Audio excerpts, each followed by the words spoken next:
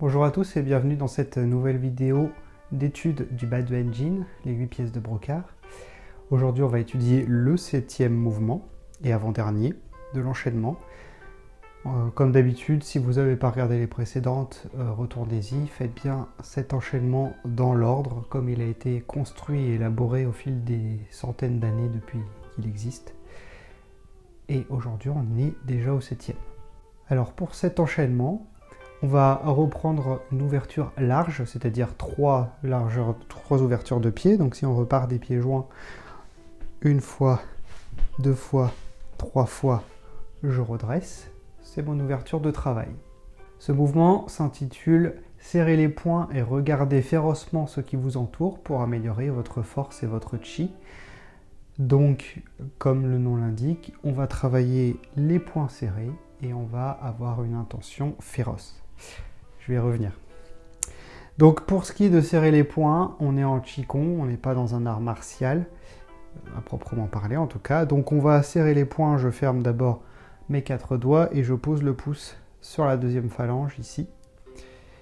Mais je suis en Qigong, donc je ne serre pas le poing. Il est juste fermé, mais détendu.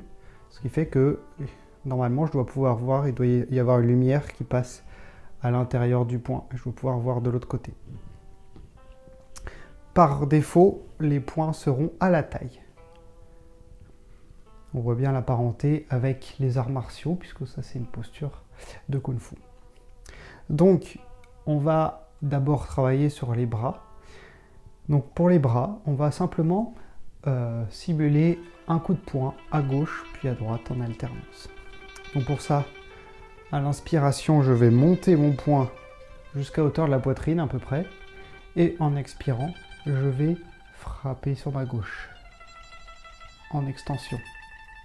Vous voyez que quand je monte, mon poing est paume vers le ciel. Quand je frappe, je fais un demi-tour pour qu'il se retrouve paume vers le sol. Comme un mouvement de vis. Et ça en alternance gauche-droite. Ça veut dire que si j'inspire et je frappe à gauche, ensuite quand je vais inspirer, je vais ramener la gauche en même temps que je monte mon bras droit à la poitrine pour ensuite expirer à droite. J'inspire, j'expire, inspire, expire.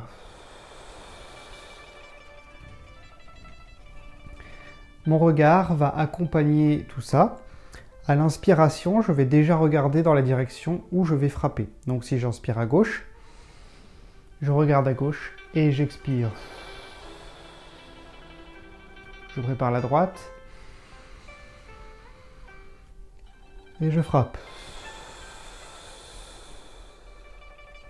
Et ainsi de suite.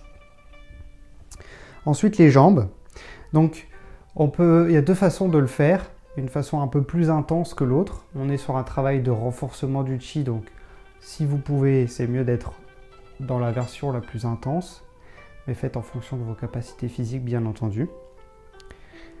Normalement, pour faire vraiment à fond l'exercice, je vais être en posture basse, en posture de cavalier, pendant tout l'exercice.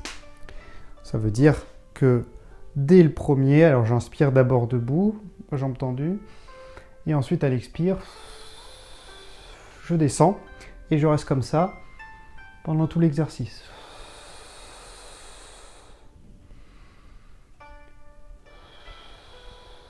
Et ainsi de suite.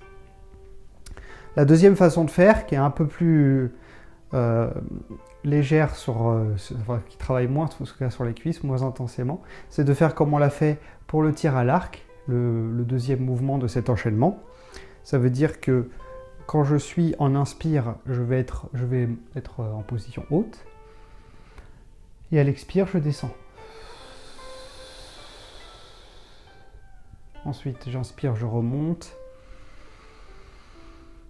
Et je descends.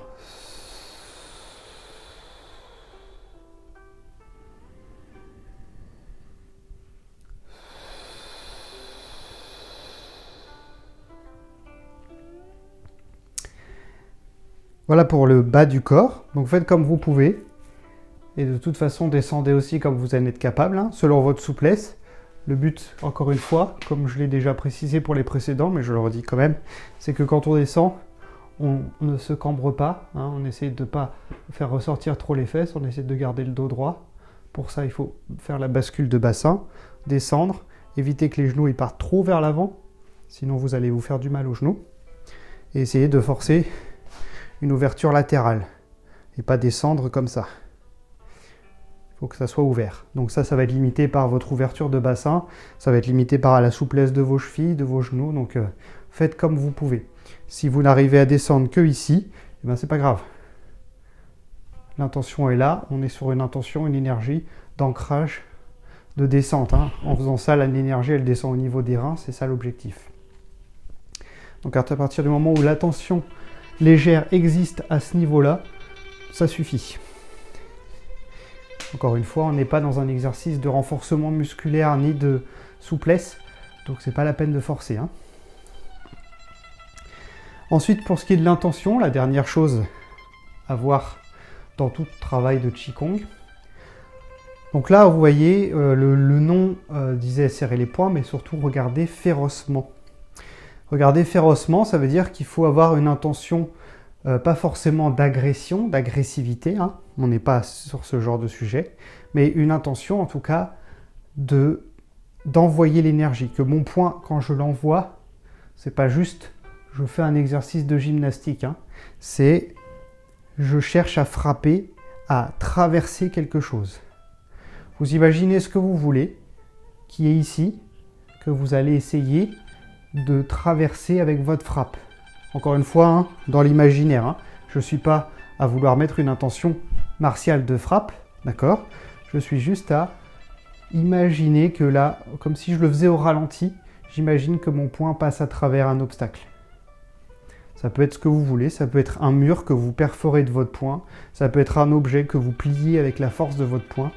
Vous imaginez ce que vous voulez, mais il y a quelque chose avec une intention de passer à travers. Quand je dis ça, faites pas comme on peut le faire dans certains exercices martiaux, à imaginer quelque chose qui sert d'exutoire, où vous allez vouloir décharger un surplus émotionnel en imaginant frapper quelque chose qui vous énerve, qui est source pour vous d'énergie, enfin d'émotions pas agréables. C'est pas l'objectif du tout ici. Au contraire, le but c'est pas de faire quelque chose d'émotionnel, sinon là vous allez vous vider en énergie au passage. C'est d'extérioriser l'énergie, mais avec la plus grande stabilité et la plus grande fluidité possible.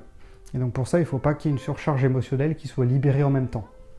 Donc n'imaginez pas quelqu'un ou quelque chose qui vous aiderait à mettre une intention de force, mais simplement un objet avec, comme si vous vouliez imaginer que vous faites une démonstration de ce que vous êtes capable de faire de votre corps, et donc vous avez un obstacle ici, vous voulez prouver que vous êtes capable de, peu importe ce qui vous motive, mais par exemple de casser une brique avec la force de votre poing, donc, ou une planche de bois. Vous imaginez qu'il y a une planche de bois qui est tendue ici, et vous la cassez, et de l'autre côté, trouvez ce qui vous convient, peu importe, mais il faut qu'il y ait une intention que la frappe traverse, casse, pénètre quelque chose. Pourquoi c'est important? C'est pas une intention de violence, hein, on est dans du Qigong, donc le but c'est pas de faire du mal. Mais là c'est simplement que pour amener l'énergie à la surface du corps, puisque c'est bien ça qu'on fait dans ce travail, c'est amener l'énergie à la surface du corps. Ça va la tonifier, la renforcer en même temps, mais c'est surtout qu'en faisant ça, vous faites les premiers prémices de ce qu'on va appeler le Yin Qigong, c'est-à-dire le Qigong dur, qui est en fait la capacité à envoyer son énergie à la surface de notre corps. Pourquoi? Pour nous protéger des coups, des chocs et des blessures qu'on pourrait subir. C'est pas dans une intention de destruction, même si pour cet exercice-là, évidemment, hein, si je cherche à passer à travers quelque chose, je vais casser cette chose. Mais ça, ce n'est qu'un moyen pour m'entraîner à envoyer mon énergie à la surface ici de mon poing. Mais peu importe, une fois que vous commencez à apprendre à l'envoyer à la surface du poing, après dans d'autres exercices de Qigong, vous allez apprendre à l'envoyer partout sur votre corps. Et en fait, ça va créer comme une sorte de bouclier énergétique permanent. Bouclier énergétique qui va vous protéger des agressions extérieures. On va appeler ça le Wei Qi, c'est le Qi externe, le Qi bouclier. Et donc, en vous entraînant à faire des frappes comme ça, vous allez apprendre à envoyer l'énergie à l'extérieur de votre corps. Votre énergie, elle sera avant votre poing. Elle est un peu en avant. C'est important de faire ça parce que quand je fais une frappe, si je frappe juste avec simplement la force de mes muscles et puis les articulations vont un peu contribuer aussi, en faisant simplement ça, si je mets pas du tout d'énergie dedans, au moment de l'impact, je vais prendre une réverbération. En fait, il y a quasiment la moitié de l'énergie qui va me revenir en résonance de l'impact. Ce qui fait que je vais endommager mon bras en faisant ça, et puis je vais avoir une douleur de frappe. En travaillant avec l'énergie, vous voyez que l'énergie, en étant en amont de mon poing, l'énergie va pénétrer avant même que mon poing ait touché la surface de ce que je m'apprête à frapper, ce qui fait que l'objet va prendre quasiment à 100% l'énergie que j'envoie dans la frappe, et que moi je ne subis rien. C'est tout l'objectif. Et c'est comme ça qu'on va avoir des artistes martiaux qui vont faire des démonstrations de casse d'objets qui sont hyper impressionnantes. On pourrait se dire qu'ils ont en fait durci à mort la zone et que ça devient comme du fer si vous voulez.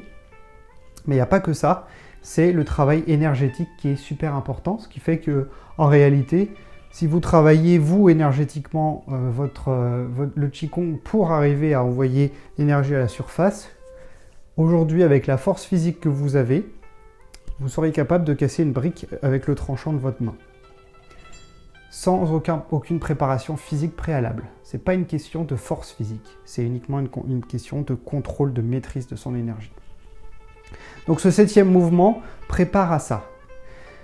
Par contre, c'est important que ce travail-là se fasse dans un travail de Qigong général parce qu'il faut aussi renforcer, nourrir son énergie, puisque quand je fais cet exercice-là, j'envoie de l'énergie à l'extérieur de mon corps. Cette énergie, je l'envoie, elle ne va pas revenir, elle est partie. Je l'évacue pour ma frappe. En faisant ça, je perds un petit peu d'énergie, donc c'est important que ça rentre dans un travail énergétique global. Et si on revient à l'histoire de Shaolin, les moines Shaolin, avant que Damo, qui est Bodhidharma en français, vienne chez eux pour leur enseigner le Qigong, avant ça, ils faisaient que du travail externe, ça veut dire envoyer l'énergie à l'extérieur du corps. Et en faisant ça, eh bien, il s'épuisait, il vieillissait de façon vraiment prématurée, ce qui fait qu'arrivé à la quarantaine, il commençait à montrer déjà tous les signes de vieillesse, problèmes articulaires, il commençait à avoir les dents qui se dévitalisaient, qui perdaient leurs dents, leurs cheveux, etc. Donc, c'est qu'une fois qu'ils ont commencé à pratiquer le Qigong, donc apprendre à nourrir son énergie intérieure, qu'ils ont pu continuer à pratiquer l'externe, mais en vivant bien plus longtemps. Puisque, encore une fois, un moine bouddhiste ou taoïste a un objectif d'un minimum de 120 ans de vie. Donc vous voyez qu'entre 40 et 120, ça fait vraiment une grande différence dans l'espérance de vie. Donc je vais refaire l'enchaînement avec l'intention, le mouvement, la respiration. Vous pouvez suivre en même temps, je vais faire la version où on monte et on descend, puisque ça demande un peu plus de synchronisation entre tous les gestes. Je ferme mes poings à la taille et on y va. Inspire. Expire.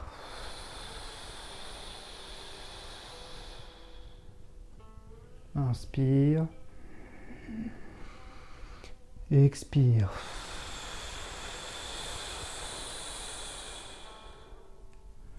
Inspire. Expire.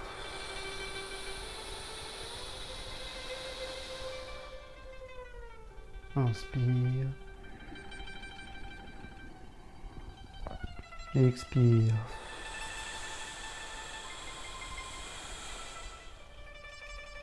Inspire. Expire.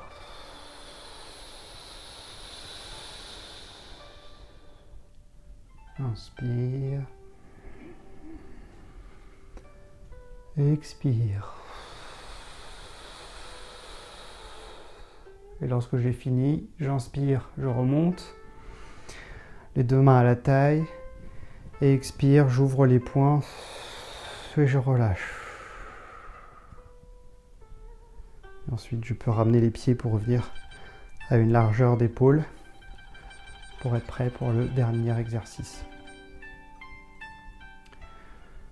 Dans le travail traditionnel, comme je vous le précise à chaque fois, ce mouvement se répète 12 fois de chaque côté.